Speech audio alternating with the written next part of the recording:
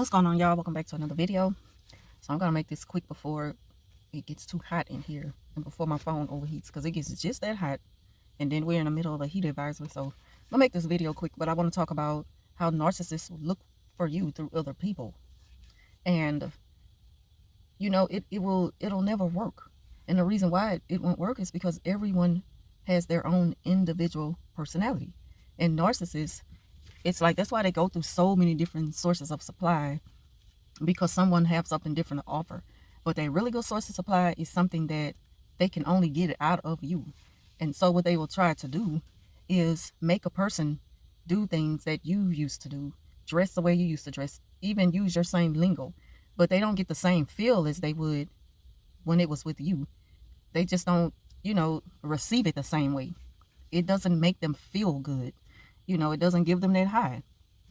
And so it really puts them in a place of withdrawal, to where they get frustrated with the new supply because they can't find you in that person. So they punish that person for being themselves.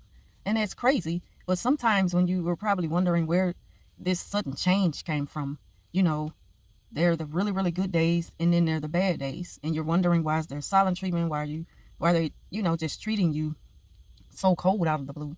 And that could be why. Because narcissists, they pretty much live more than a double life. They have so many different sources of supply. An ex is not just an ex to a narcissist. It's just a title, because they never really going to let them go. It's going to be something about that person that they're going to look for in every single individual that they meet going forward. And when they don't find it, when they can't feel it, it makes them feel away. It takes away energy from them, and you can see it. You can see it in their body language, the way they talk, and the way they start to treat you. They will even turn away from you, and you'll be wondering, like, what's wrong with you? Like, why they can't stand the sight of you. They don't want to be in your company. They would rather be somewhere else entertaining other folks. And that's because, they just really miss that old source of supply. And it's not like they don't always tell you that, but my ex did. He would say things about other people that he really, really liked. And it was always like, they liked it because of how it made them feel and how it made them look in the public eye. And if they can have that with you, then they will be the perfect person. It never had anything to do with you. They don't care how you feel about it. It doesn't matter to them if you feel like that's crazy and you should just let it go and move on. They don't want to hear that. They'll get angry when you tell them to move on. Because when you tell a narcissist to move on, it's like telling them to accept a rejection. And they feel like they lost, and they refuse to just take the L and move on. They have to have their get back. They need that revenge. And if they can't get that revenge immediately, they're going to just try to, find you in someone else. And that's just how that's just how their mind works. Very delusional. And yeah, so that's pretty much all I want to talk about. When they lose you, and they know that they're suffering a big loss, because they know how valuable you were to their life, even though they never made you feel it. You never felt that way when you were with them. You never felt appreciated, respected, loved, or anything. If anything, you felt like you didn't even know who you were. You don't even belong to yourself when you're with a narcissist, because they want to just pretty much dictate everything about your life, your personality, your choices. It has to be up to their part. It has to be what they prefer, So they know that they lost that control over you. You gave them so much control. And when they meet the new person, they probably still have a lot of control over their person, but they don't have you, and they just kind of recreate your personality through other people. And it's like when you're directing a movie scene and the director has to constantly cut because he's frustrated because you're just not getting it. Like, you're just not giving me that character that I need. I need that spark. I need that spaz. I just need, that personality that everybody just feels it. I need to know that you really want this role. And the person is like, what are you expecting me to be? But the whole while, the person who's playing that character role is not the problem. It's all in the narcissist's mind. Their mind is in a whole nother place from directing a scene. The narcissist's mind is in a place of creating a character. And the character should have been made way before they even start to, even finish writing out the script for the movie. The character, that's the first thing that kind of comes to mind along with the story itself. So that's how narcissists think. They already had that character in mind. But the thing about it is, they need you to just automatically fit into a narrative. And when it doesn't work out that way, they get frustrated and angry. And you don't know where this anger is coming from. You don't know why you're being punished all of a sudden. Like, what did I do wrong? You feel as though you're just playing your role. You're in your position, staying in your lane, doing your own thing. You're not expecting to be compared to another individual. So it's like there's just no pleasing the narcissist after no contact, after the breakup. There's no pleasing them because they're going to always expect you to play a certain character role. Even if you moved on in another relationship, they still need to know that they have that access to you, at any given moment, because they don't feel as though they have to respect boundaries. They really don't. In their mind, they don't have to respect boundaries. Their reason for not respecting boundaries is because you don't just get to up and leave when you want to. You're not entitled to feel the way you do. Even though they done you wrong, and you are entitled to feel that way, and you have every right to move on. They're not going to give you closure. They're not going to give you that freeness that you deserve. So that's why it's best that you leave quietly. And when you do leave quietly, they really take a hard hit. And that hit creates that injury that makes them feel like they're a loser, they lost. And that also they develop angry, they develop so much anger towards the way you just slipped away from them quietly. You snuck away. And so with that anger, they need revenge. It's just crazy. It's just a whole cycle of just craziness that goes on with a narcissist. But it's what happens, when you move on from the narc, and there's nothing that keeps you attached to them to where you have to keep going back. You're just gone. That's one of the best ways to escape, the narc's abuse, is by just, quietly going on. But they're going to look for you in other people, and you may even notice it when they start to show themselves on social media with the new supply. You're going to notice something about that person, and it's like they were really trying to compare you to that person, or they also want you to feel jealous. But at the same time, trust me, it's not all peaches and cream on that side. Not that it matters to you because you moved on. I'm just saying how narcissists think. It's not all that they want you to think. They want the public to look at it like they're so happy now they found the love of their life. I know a person now who shows me proof of her ex, narc, who's moved on and remarried for the second time, and how he's constantly trying to engage with her and sleep with her because he just feel like he has the right to continue to come back to her, even though she showed him time and time again, I'm not interested. He's been trying to call her blocked. He have called her blocked and, tried to keep her on the phone before she hurries and hang up. She's threatened to tell his new supply that he keeps harassing her, but they don't respect boundaries. That's why he calls block, because it's something in the new supply, even though he married her, that he don't see, that he had with her. And it's just like he's just trying to recreate that. And they also throw up the new supply's accomplishments to you because they want you to feel jealous. They need a response on it. They need a reaction. When you give them that reaction, the reaction they expect from you is jealousy. She had even started to doubt herself as a person and her accomplishments and down herself in comparison to the new supply because he's constantly throwing it in her face. And I'm like, do you create your own lane, do your own thing. You have a lot of talent. Focus on that. Focus on your own passions, because you're pretty much living your life based off what he expects you to be in comparison to the new supply. And he's doing the same thing with the new supply to you. So he's kind of playing y'all against each other, except, there's a marriage certificate between him and her. But the girl who tells me all this stuff, it's really bothering her that he's constantly coming back only to, just to kind of flaunt around his new life now with the new wife. And I'm like, you don't have to entertain it. Stick to those threats, letting him know I'm going to let your new supply know that you're harassing me. And then he throws up in her face, she's better than you, she's more beautiful than you. Why are you even engaging with him? Why are you even receiving all this negativity in your spirit? He's only doing you that because you're falling for it, because you need an explanation, and they get angry at that. Why did you just up and leave me? You hurted me so bad when you did that. And then you married her, which goes to show that she's more to you than me. And he throws it in her face. It's like, why are you accepting this abuse? You're supposed to see yourself more than just an object to him. So you got to love yourself first. But a person who lack awareness in that, like, they don't understand that you're more valuable to yourself than you're going to be to anyone else. It's like they're going to always be stuck, in that cycle of abuse with the narcissist. And you have to look at the way that you think, about the whole situation. Like, you can't live your life based off pleasing him and his expectations of you. But that's why they look for you in other people, is because they're not satisfied with the new supplier. They're never going to be satisfied with anybody because they're incapable of fulfilling themselves. They live their life through other people anyway. It's all about image. You know, they're big show-offs. They love to brag and boast about stuff.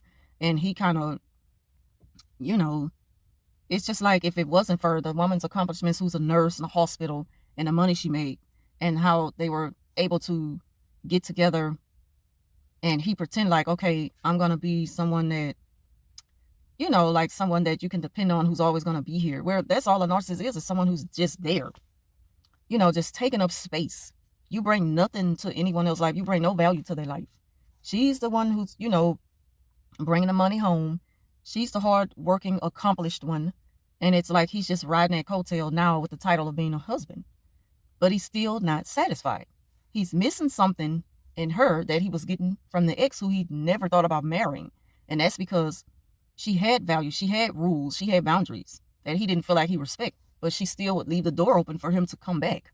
And it's like he's punishing her by marrying other women. I could go so deep in on this, but I don't want to lose anyone because this is pretty much my theories of it all.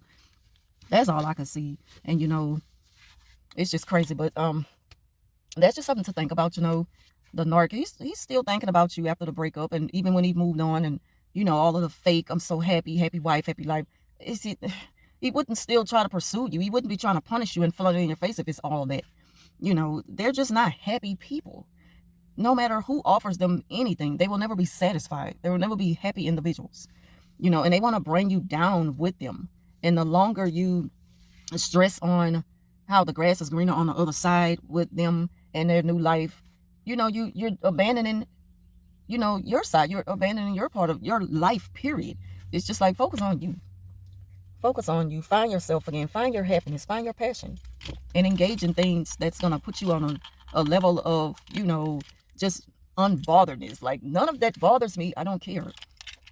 That's why it's funny to me when people who are so, you know, they engage a lot with my ex, and they haven't seen me in years, but it never fails that every time they run, you know, I cross paths with these folks, I know them, you know, from ways back, but they always bring him up in a way to where in the present time, we're still together. They say, your baby daddy or your husband. I'm like, who are you talking about? And it's aggravating. It's aggravating. Like, I don't want to be put in this box, but that's what the narcissist presents to people. So that's the first thing they're going to run on, you know, through ignorance. And I'm not calling anyone ignorant in a way to degrade you, put you down, because I'm ignorant to things as well. It's just that they don't understand the person who they're dealing with, who they're associating with, who's telling them these things. That is the furthest thing from the truth. I have not loved my ex since my children were under the age of 5. Like, there's no love past that. That's been a very long time ago. So it's just like, when you express that, it sounds harsh, but there's no love. Like, I couldn't care less about the things that go on in his life. And he know it. You know, that's why I'm very, you know, I can easily avoid him. I don't care about what's going on in his life. He can't get to me. That is dead and over, because I'm aware of who he is now. At one time I wasn't, and I felt different. That was back then. That's over with. That's in the past. I'm a whole new person from who I used to be. And it's just like, you can't even hurt me with things from the past, because I've grown from that. I've grown to have a better understanding of things going on in this world and with people and with myself. Like, I'm in touch with myself. I'm focused on myself and my own peace of mind and the way I see things, you know, through real eyes, you know, not what people just put out there. You know, it goes deeper than that. But again, I wasn't trying to make this so long video, so I'm going to cut it down short by speeding it up a little bit. But just think about it, though. Narcissists, they try to recreate you through other people. You know, so your eyes are not playing tricks on you when you see people dressing the way you did when they're out in public together. And don't even take it, you know, take it as a compliment, that not from the person, not like, never go at the new supply like, yeah, you're just trying to beat me. The narc, of course, they're going to try to put y'all against each other.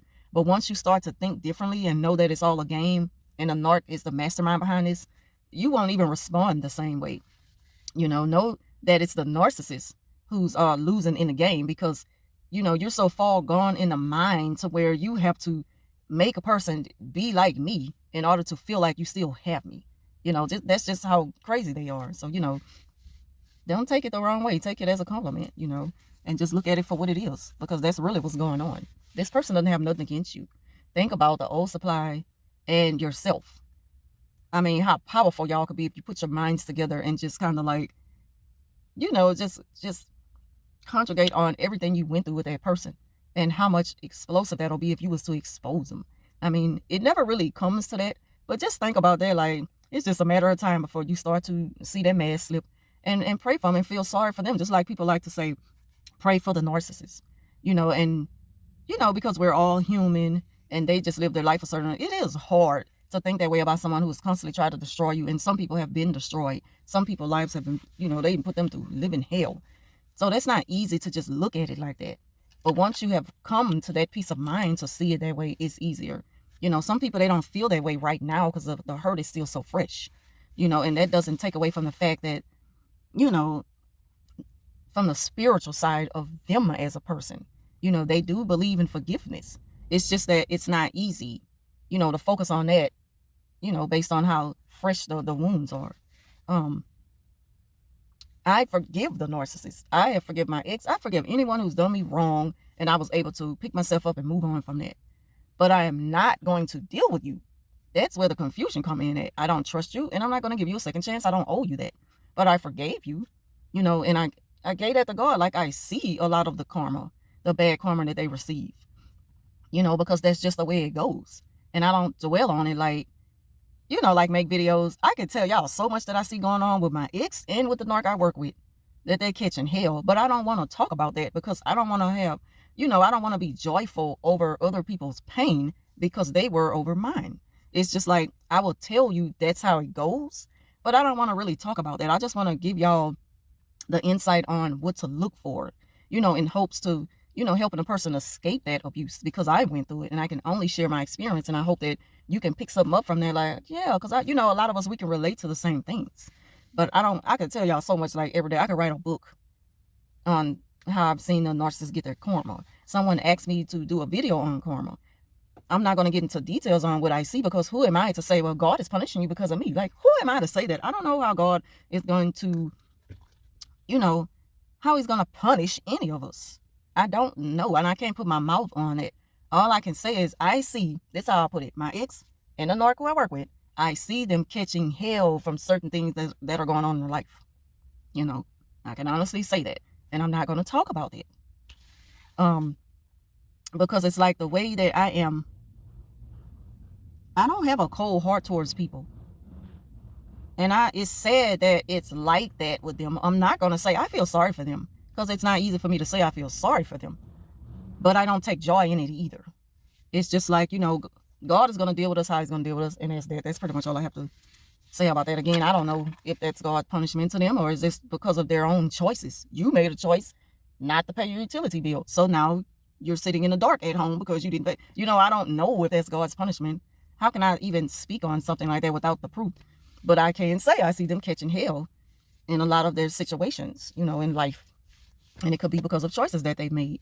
So I don't know how the whole karma thing go. And I'm sorry, I really just can't speak on it, because everybody have a different situation dealing with a toxic person. And all toxic people are not narcissists. Some people are toxic because they grew up in a toxic environment and they don't realize that they are toxic. I can even say that for myself. Coming up in a toxic environment, it made me a bitter person, because it was hard for me to get over the hurt and pain that people put me through. And it made me to where I'm not easily, like, I don't easily trust people. I'm not open, and it's like, I'm gonna give you an example for myself. People who, when I go to the gas station or any other place, and there's people that are always asking for money, and it's like, I don't know, it just makes me mad. It really makes me angry. Like, I'm not the type that easily, I'm not quick to just give because you're asking. And that's something that I'm working on. Like, Lord, like, touch me and give me compassion to where I know who I'm supposed to help, because I can't be the type of person who's asking for help and I'm never willing to help these random individuals. Like, some people say that can be an angel in disguise, so you be careful who you turn away. It's just like, that's where I need the most work at, because it's just hard to just give when people I've used to just so free-heartedly give to, they just mess over me. Not the same people, different people. But it's like, I ain't knew no better then. I didn't know any better then. We live and we learn. So I'm just not the type to have a cold heart towards someone who just hurt me. I don't think I'm hurting them because I'm not giving them something, because I also feel like, someone is gonna come along and gonna give them what they ask for. And I'm talking about people, what they call them, panhandlers or whatever. I'm just talking about people like that. Like, I always turn them down. because I look at it like, hell, I'm having a hard time myself making ends meet and paying my own bills. And I'm a single woman. I live alone. And you're a grown man out here with a cardboard asking for money, or, you know, they ride up to you on a bike and, can I wash your car? Can I do this? I can even put air. I can pump your gas. And it's just like, that aggravates me. Like the time you're putting into doing that, like I'm not feeling it in my spirit as those are the people that I'm supposed to be giving a helping hand to. I like to help people. I would much rather help people who are helping themselves. I used to be the type that every time I see like a crowdfunding campaign, I was always just giving. And it's just like, and sometimes I feel like with my own campaign thing, it like came back to me because of what I used to be. So that's what I'm working on. But I'm not a bitter person to the point where I need revenge. I'm holding a grudge against the North, because I'm not. I'm good. I've moved on. I'm able to point their wrongs out to them, you know, remove their mask and tell them, you know, I see you. You know, I'm good. I'm at peace with what's happened in the past. So like I say, if anything, it doesn't have nothing to do with the narcissist for what I need to work on for myself. It don't have nothing to do with the narcissist. So, and that was the comment that I said I'm planning on doing a video on it soon. I am not thinking about, you know, narc revenge, and I'm not waiting and clocking their karma. I don't care about that. I got other things to do with my time. They can be getting their karma, and I'm not even there to witness it. I don't have nothing to do with their karma. You know, my job is to point out what they do. I'm fanning myself. I'm fanning myself with a pack of hair. I just went and bought me some new hair. I'm about to go in here and take my hair down, wash, condition it, and start on my new do. And I am Savage Knees. This is my 3rd time wearing them. They still look good. I'm going to re-twist them up after I wash them and condition these. And know how I do it? I put them in a pillowcase. And I zip up my pillowcase. I wash them. I let them air dry. And then I'm going to retwist them. I learned my lesson by putting them in a dryer because they unravel like way too much. And it's supposed to be just a little, you know, bit of that at the edge. But when I put them in a dryer, it came way up. And I save money. And see these that I just went and bought? I find good sales. $3 a pack. Yes. And I'm not even going to fill it in the middle. I know how to do it. I know how to give you the illusion. You know, like it's just a full head of hair. This video is just all over the place. But that's what I'm about to go do. Spend the next couple of hours on my hair. And I hope that y'all enjoy the rest of your weekend. Thank you for watching, and I will talk to you soon.